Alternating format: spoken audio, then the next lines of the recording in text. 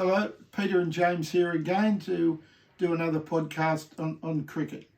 You seem to have enjoyed the last 5 we did. We're very pleased about that. So this time we're going to attempt to do a little bit on a very controversial series which was named the Bodyline series, when Douglas Jardine came to Australia and took the Ashes back to England. The fight really was between Douglas Jardine and Donald Bradman, but a magnificent English bowler, Harold Larwood, was probably more responsible than any for England's winning the Ashes. So James and I intend to show a few of the Australian produced things that you may find interesting and the English people perhaps haven't seen before. So here we go. So we're just going to have a scan over the table and a few bits and pieces first, and then Pete's going to talk us through some.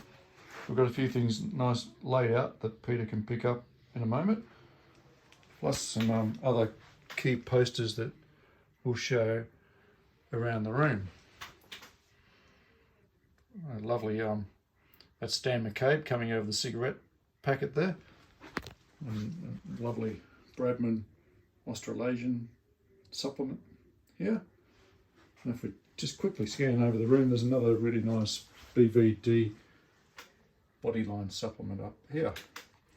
So Pete, Thanks, James. We'll come back to yourself and see what you can show us in a bit of detail. Yes, well, obviously Bodyline here was a massive thing and dominated papers and dominated advertising. Everything that seemed to come out was with the 32-33 series and the people that it threw up. One rare little thing which I think is extremely collectible and rare was the souvenir program that was brought out for the first test, which was played in Sydney, December the 2nd, 3rd, 5th, 6th and 7th. You notice Don's on the front, but unfortunately he didn't play. Yeah. Didn't play this series. That's extremely hard to find. I'll just open it up for you with a bit of luck. Very fragile. Whoever had it as well has scored the game, which for me is just magnificent. Yeah, maybe show us the cover again, Pete. And there's the cover. That's lovely. Bit of debate about why he missed that first. Yeah, test, it was they say getting his teeth done, upset with the Australian Cricket Board, nervous exhaustion, whatever. But I don't know. Was he frightened of Larwood? I don't think so. But he certainly wasn't a happy person. So here was Don, just quickly, after his successful tour, the 1930 tour. Don Bradman actually caused Bodyline because of his success in 1930. Mick Simmons, who had him under contract with Palmer's, raced him home, and this is a Mick Simmons catalogue that came out in 31. Wow. Just when Don was he went to England in 1930, almost unknown, and came back probably one of the most known sportsmen on the planet, and certainly in today's ways, I can't imagine how much money he would have been worth. Scary. But little did he know then what was in store for him with Mr. Jardine and Mr. Larwood. So we'll go through the English side, which I think wonderful. Australia produced a load of these little things which were metal matchbox covers. Oh, yeah. And there's 2 different ones here of the English side. That's one side of it. Then on the back, you had the fixtures. Wow. And you'd put your matches in there.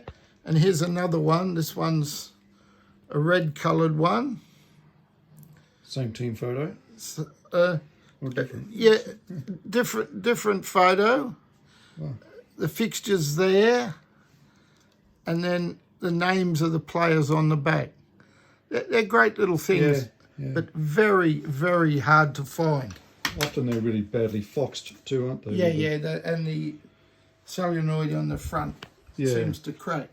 This is the Sydney Morning Herald was an Australian paper. This is a little MCC 1932 members of the team, list of fixtures, this little fixture card. The price of the paper, incidentally, was 1.5 pennies, about 3 cents. there's the team and there's the fixtures of where they were playing. In those days, funny enough, unlike today, they played every state and some of them twice, country towns, upmarket, and they were virtually superstars. Were they still playing country towns in the 30s? Yeah, they were. Yeah. They were. So, and it was great. I like these. This was a newspaper called The Arrow. Here's the two captains. I just think the artwork and the colour is just magnificent. I'll go through some of them very quickly for you to see. There's Jardine and Woodfull. They look happy enough there, but I don't think that lasted too long. That was before it all started.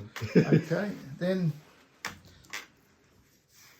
we have the champion of all champions, Don Bradman. Don with his new teeth, no doubt. Yeah, new teeth. And while Larwood and co got into him and they said this and said that, he still averaged over the mid-50s. If anyone did it today, they'd be heroes, they'd be everything the way they go on. So that's another lovely one. I just love the artwork. The cricket magicians, that was Mitchell and Grimmett, the two spinners for each side. Poor old Clary didn't quite last the series. Fantastic shot though. Yeah. Then one of the big heroes, Don said everyone come out and watch this, you'll never see it again, was a guy called Stan McCabe. Wonderful cricketer. Another country boy like Don. Yes. Very expensive, this paper, so it was threepence. Still in good nick. And actually they used to put things in newspapers that were worth reading in those days. Well, the paper looks thicker too than what it was in today. Another great combatant, not Don's best friend, I don't think, but what a competitor this bloke was. Yeah. Hard as nails. He looks serious. Then we had poor old Bert. Got hit in the head, but right to the end said it wasn't Larwood's fault. He mistimed the hook shot. And funny enough, the metal plate he had in his head from earlier on operations, what saved his life. It hit the metal plate. I didn't know that. Yep. So Bertie Oldfield, an absolute gentleman of cricket. Wonderful, wonderful person. He did a lot for the game, didn't he? Wonderful guy. Yeah. This is a great caption. The rival Aunt Sally's, the two keepers, Oldfield and Duckworth. I think Duckworth had a little squeaky voice, probably a bit similar to Don, I think. Oh, okay. Here's England's champion, I think. We've got Tim Wall and Harold Larwood. Yeah. An absolute tragedy how he was treated when he went. I may be wrong, but I think the Bodyline was about the end of his career in his bowling. I don't think he played again. No. They treated him really badly. As everyone would know, he was brought out here and lived his life in Botany. We didn't see much fast bowling for a long time after, did we? No, not really. He was made the scapegoat, unfortunately. Warner made sure of that he was scot-free and he didn't get anything happen to him.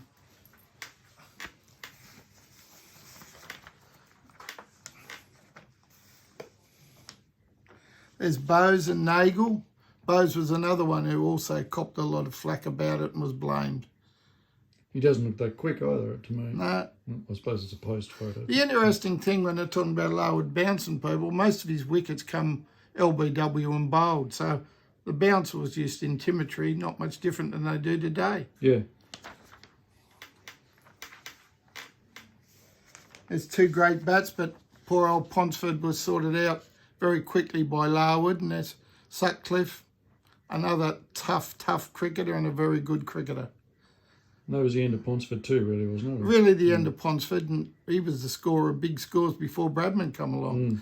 So I hope you enjoyed them. Yeah, beautiful. I found this interesting thing. It's no great thing, but there's a great one there from the Australasian. Don't know how or why anyone would have got it, but it's Douglas Jardine signed by with Don Bradman's signature on it.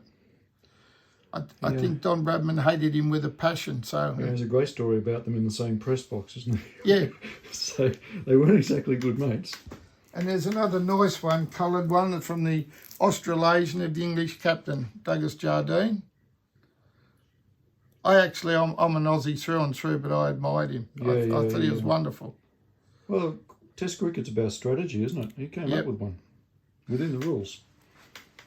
there's a few other nice ones. Here's a press photo, beautiful press photo of Stan McCabe in his Bodyline cap. Press photos of bat like this won't exist in years to come because they all batting helmets won't be worth having a press photo. Yeah, he was a ripper, wasn't he? Yeah, fantastic player. Ripper, yep. And then a couple more press photos. Here's Don in 1932, all ready to face him. He's not backing away at leg there. No. Practicing his forehand tennis shots over covers. Yeah, that's right. Then the champion a few years later in his home in Botany with some of the memories up on the wall, Harold Larwood. My friend who used to take Randwick Green Shield had Harold Larwood's grandson in the team, and he was very old and could hardly see, but he used to come down and watch the boys train. He said he was a lovely bloke. Yeah. He was a one in a generation bowler, this guy. So that was that. Memories stayed with him, didn't they? Yes. Then there's a few more Australasian supplements, all Bodyline. There's Stan McCabe again. The artwork and the design on these was fabulous. These were in a newspaper in 1932. Yeah, you can see, James, quite a large size. Yeah, they're beautiful. So that's Stan. Pretty hard to buy them if you wanted to go and buy one. You wouldn't find them now, and these are in such nice condition. I had them put away. They're perfect, yeah. As Woodfall, look at the colour in that. Put them in a nice frame. They just look fantastic. His hands are way apart there, aren't they? Yeah, he's gripping the... Did he always have a grip like that? I don't know, might have been posing. And then there's... This one's a bit strange of Bill O'Reilly, but... He's certainly opposed one, that one. There you go. They've asked him, I don't know what he's doing. He had a good series, Bill, didn't he? Yeah, Bill, a tough competitor. So that was those, which were very nice. Arthur Maley, as usual, with his wonderful cartoons. Yeah. He got into the scene. This is a Bodyline book by Maley. I'm a pretty big fan of Arthur Maley. Oh, likewise. Luckily got his books, and over the years, I'm glad I did then. I used to buy them whenever I seen them. Now, hard to see and very, very expensive. He actually came out with the English team on the boat with the English team, and obviously toured around with them, wrote that book, and then came Larwood. So. Yeah, fantastic he was. Yeah. So we had that. Great writer, great drawer. These are interesting things, James. They're our banks. They brought out blotters. A lot of the younger people wouldn't know what a blotter was, but everyone used to use a fountain pen.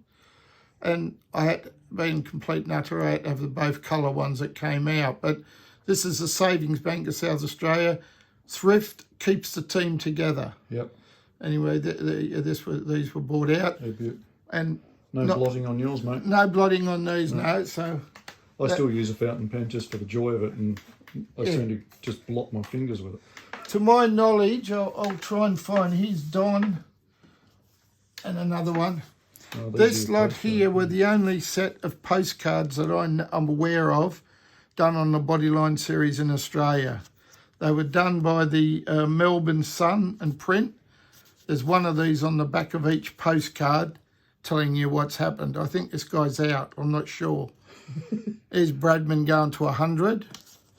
There's the scoreboard for the Melbourne Test. So they're done obviously in the Melbourne Test. Yeah, they're all done. The whole lot were done on the Melbourne Test. I think it was Bradman's only century, wasn't it? It was, yes. There's a couple of books here also you might find interesting. Australia versus England visit, the third Test match at Adelaide, and then the other ones, Jardine and Woodfall on the front. They're, again, things that used to be out on the market, but very hard. Yeah. This one, price sixpence. What's that? 10 cents. Yeah. Well, you're trying. The Arthur Maley books, they're worth hundreds today. Yeah. This was very expensive. This was shilling in 1932. Probably, I don't know, $400, $500 now if you bought one. Yep. It's similar as James says, the Arthur Maley books. So that a little bit of pottery left. Eh? Can't forget the pottery, Pete. Oh, sorry, I apologise. Here's Douglas Jardine trying to stir up the Australians with his Harlequin cap on. I just love this guy. He must have been as eccentric as anything. Confident too. Really. Which is just what I love. Yeah. Anyway, there's that. And here's either a milk jug, a cream jug or whatever with Harold Larwood on it. That's nice too. Excellent. We've had a really good look around. A nice variety of items there. I hope you have enjoyed it, and it's been a pleasure showing them again. Thanks, Pat. Take care and thank you.